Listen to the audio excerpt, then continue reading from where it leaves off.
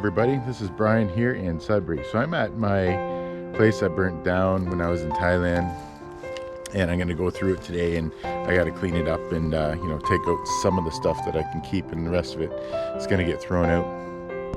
But I thought it'd be a good time to do a video, and this is going to be a little bit more of a personal video about kind of me, and I put some pictures on Facebook of the fire, saying kind of beauty from ashes, and I wanted to kind of talk about that, right? Like loss, and when things go wrong in our life. And as you can see here, this is the back of my place, and I live in a co-op. I live very modestly, I don't spend a lot of money on stuff.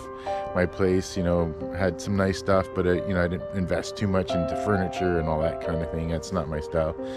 And I don't own a home here in Canada. People say, why don't you buy a house, and it's like, well, I don't want to be house poor. I don't want to be tied down to a big mortgage and not being able to travel and have freedom. Not being able to change my job if I want to, not being able to take time off if I want to. So freedom is more important to me than having a nice house. And it frees me also on the inside. So I try to, live a more minimalist lifestyle the best I can. It's hard, and I challenge myself with that every time I go to buy something or clutter my life with more crap. I ask myself, do I really need this? Is this going to make me happier? Is it going to make my life better? Is it going to improve my life? Or is it going to cause me more hardship and stress down the road, maintaining it or paying for it and that kind of thing? So I try really hard to minimize all of that stress and enjoy my life in a lot of other ways. As you see from my YouTube channel, I travel a lot. I go to all different places around the world. And even when I'm here locally, I'm always doing stuff. I'm out and about. I'm not at home very much. And my wife is the same way. She loves being out and doing stuff, and she's always up for an adventure. She never says no. And I just love that about her. So have a good partner for that kind of thing.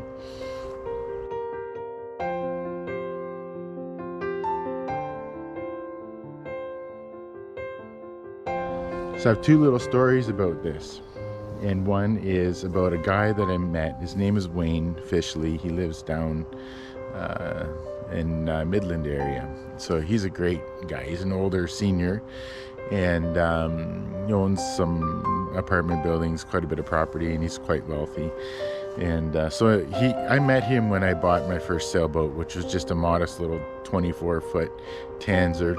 I just wanted to learn how to sail. I didn't want to spend a lot of money, and so I met him through the sailboat he was selling for a very decent price, and when I met him, he even lowered that price. And I said, well, Wayne, I'll buy this boat off you if you come sailing with me and teach me. That's part of the deal. He says, okay, no problem. He was getting too old to sail. He didn't want to be out there on his own, so he loved the fact that he could go with me. So I got to know him, and I got to know about, like, this guy's, quite wealthy. He owns lots of apartment buildings, that kind of thing. It didn't really matter to me, and he was quite humble about it. And having these great conversations with him, and he was saying that now that he's old and he realizes how much of a burden all this money was and how it's affected his family.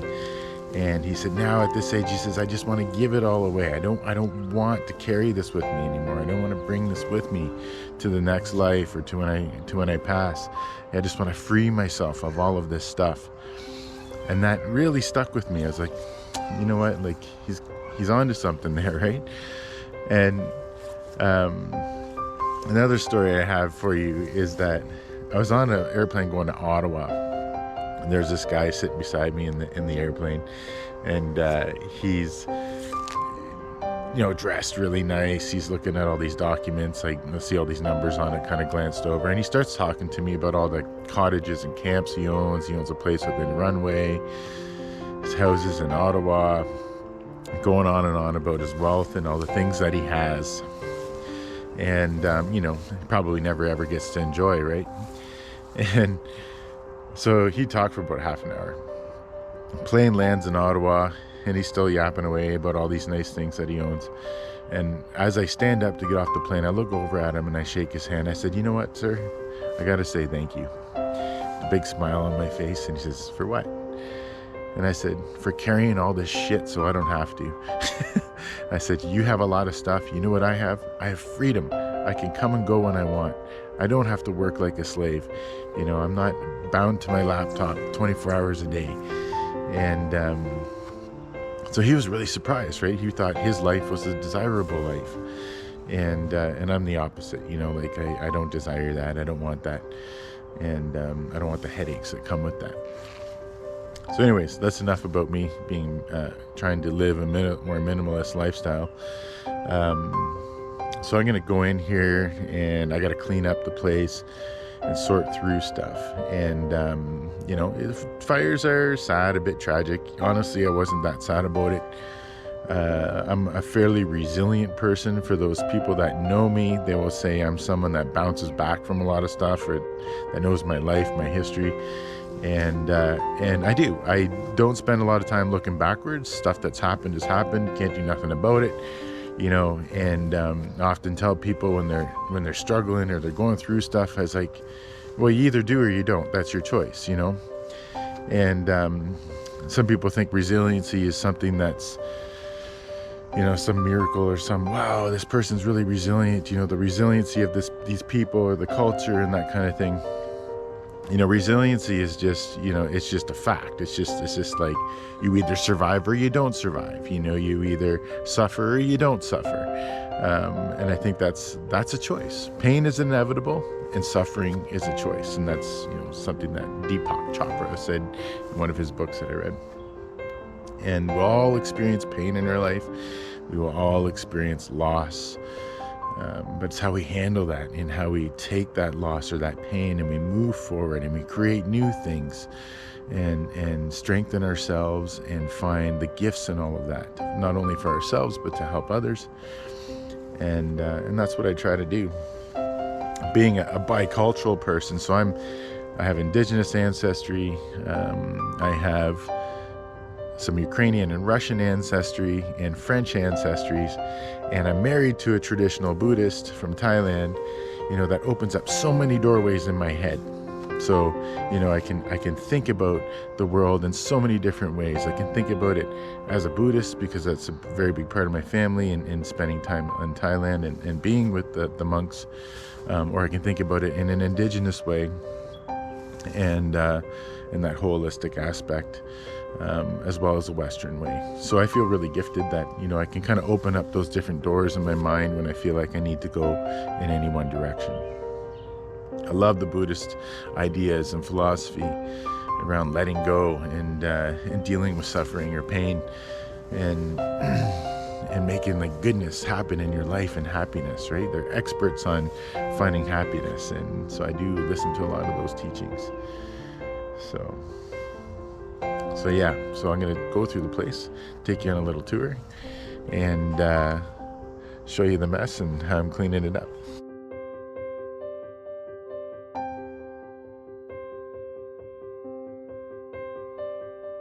So here I'm going to go through the window because the front door is padlocked and I don't have the key. It's mainly locked for other people so they can't come in. And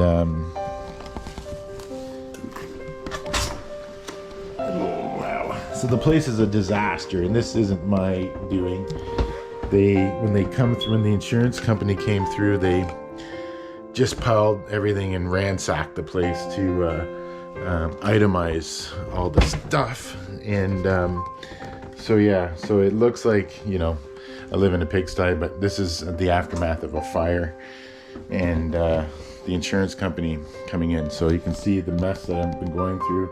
This is all garbage, but just kind of going through anything that I might be able to salvage and keep for myself, or, you know, keepsake stuff. But there's not much, and I don't want to keep too much. You know, I want to keep my load as light as possible. I'm not interested in just, you know, hoarding or keeping stuff that I'm never going to use again. Okay, so here's another room there. The firemen just came in and just piled all kinds of garbage in here, and going to go through it all. Not much in here that I'm going to keep. I have my skis in here, and that's probably about the only thing that's coming out of this room that I'm keeping. And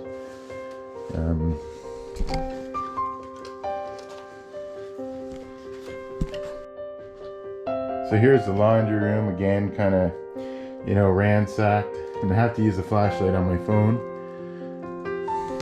Like, one of the most frustrating things about this is that you can't get anything anywhere. Everything's closed, right? So I can't even buy a flashlight.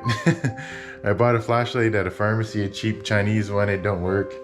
And you know, like even finding gloves or plastic bags, anything. It's so frustrating right now that you know, the lockdown is to this extent where you can't really get essential things. You know, you can get food, that's it.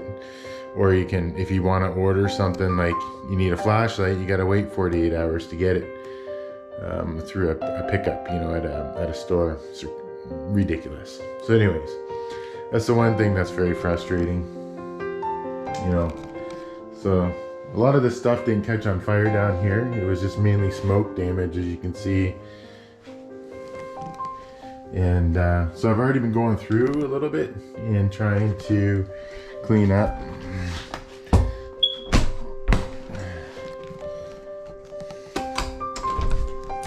Trying to get in a room here. Holy man.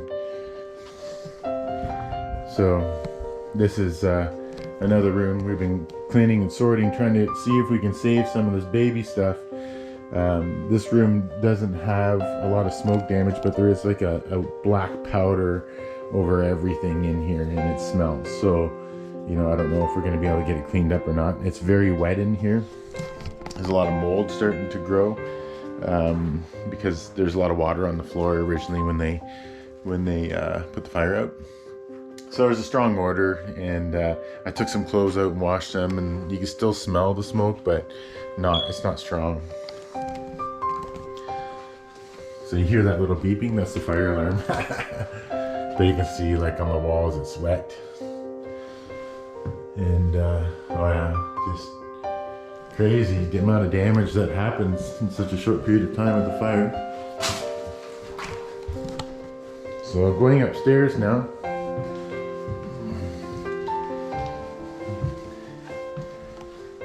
And again, see this pile of stuff? Like, this was just stuff in my kitchen and all over. So this is the insurance company that came in here and did that. They just threw everything in a big pile, you know, to categorize everything. But now I got to go through that, and because there's going to be a couple things I might want to keep. Not much, again, because I don't want to keep much. But I mean, there's probably a couple things in there that I'd like to find, like my university degrees, and maybe some keepsake books or something, but that'd be about it. So up here it smells pretty strong, like smoke, you know, and try to bring some light into the situation here. Let's see, bathroom.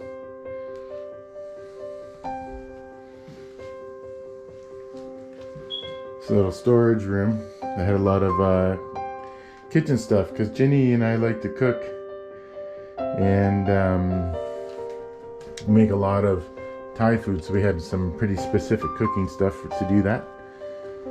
And of course the kitchen you've all seen in some of my photos, which was the hardest hit in this side of the house. So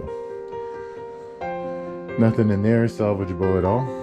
And then the dining room, a lot of the fire, a lot of the drawers off the cupboards and everything got thrown in here. I don't know why. They just seem to have thrown a lot of stuff in this area that was probably on fire. So yeah, it's pretty amazing. So I won't be doing much up here today.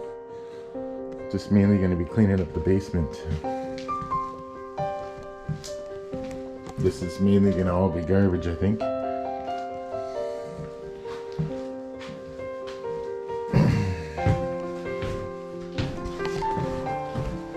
So I got a lot of work ahead of me. Get her done, move on. That's all you can do, eh? Again, what's the other choice? I could pout or be sad. Not my style. I could bitch and complain. Not my style, you know.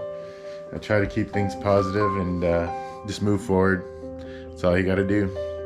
One of my friends on Facebook said, just make sure you just make sure your next decision is the right decision. That's all you got to worry about. And that's all I'm doing. And I already got my new place and getting set up. And Jenny's coming, my wife, in July to Canada. So excited about that.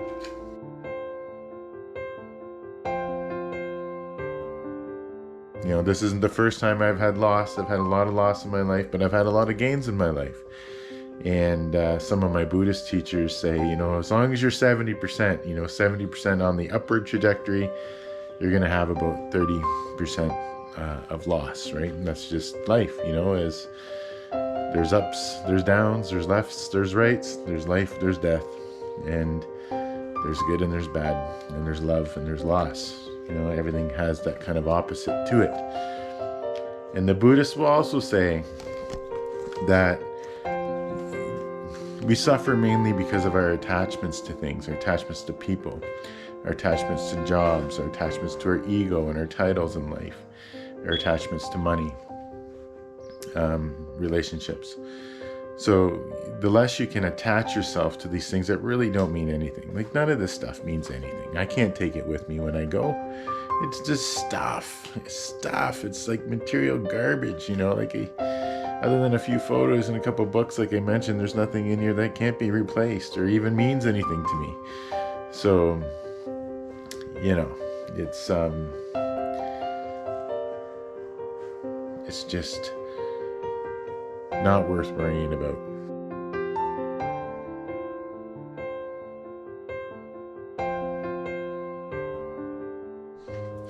So, you know, I could worry about my future and worry, or I could dwell on the past and all the things that have happened, all the bad things that have happened, or all the good things that have happened.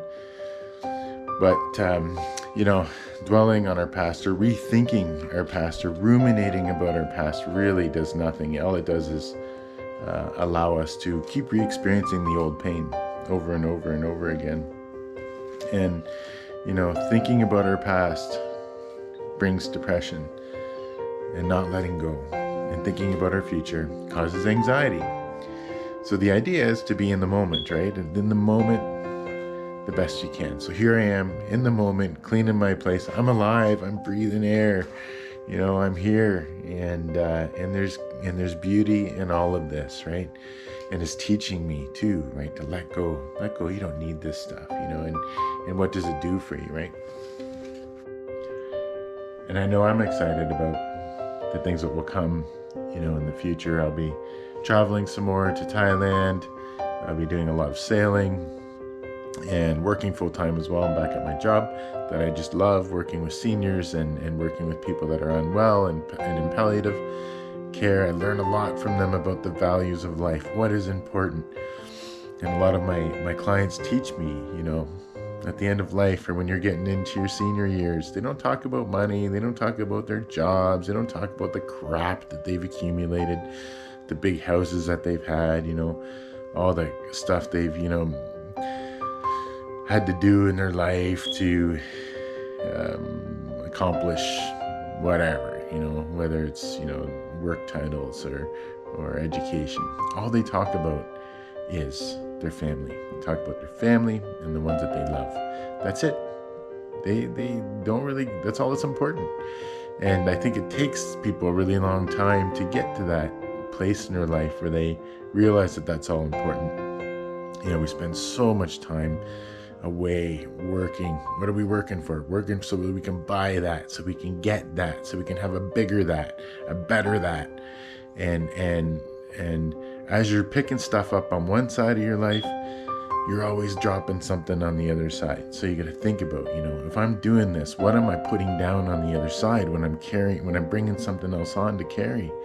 Usually it's your time with your family. Usually it's your time in self-care. Usually it's your freedom. to be free, to be able to do whatever you want, right? You're sacrificing that every time you say, oh, I'm going to buy that brand new TV, I'm going to buy that brand new truck, or I'm going to, get a bigger house or whatever.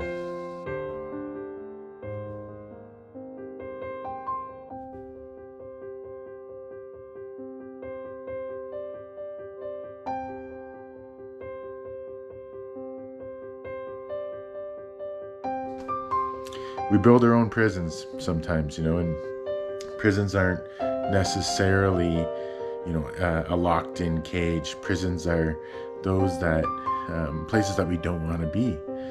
And I was listening to one of the monks talk about prison, and he was saying that he would go to the prisons and talk about the monastery, and he'd say, that they meditate a lot, they sleep on a pretty hard bed, have nothing in their room, they don't have any belongings, they work a lot at the monastery to take care of the temples, and they eat only maybe 2 or 3 meals a day. And in between that, they're either working or meditating. And so the people in the prison, the inmates were like, oh my God, it's better in here. You get TV, you can relax, you can work out, you can do whatever you want, So why would you want to be a monk? It sounds horrible. It sounds worse than prison. And the monk says, well, a lot of people leave prison and want to come to the monastery for healing and for wellness and for recovery. He says the difference is that it's where you want to be.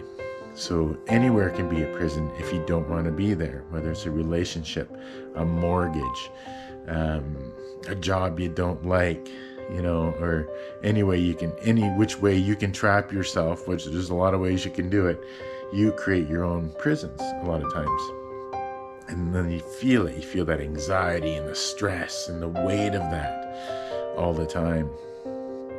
So lessons that I've learned in my life the hard way. I didn't always think like that. And I used to want all the big stuff too, and the big house and the big car. I drive $1,000 beater that I bought for my brother, a little Toyota Camry. It's like 2004 or something like that. And I would never buy a new car. I don't want to slave away working to make those payments just so I can drive to work and back.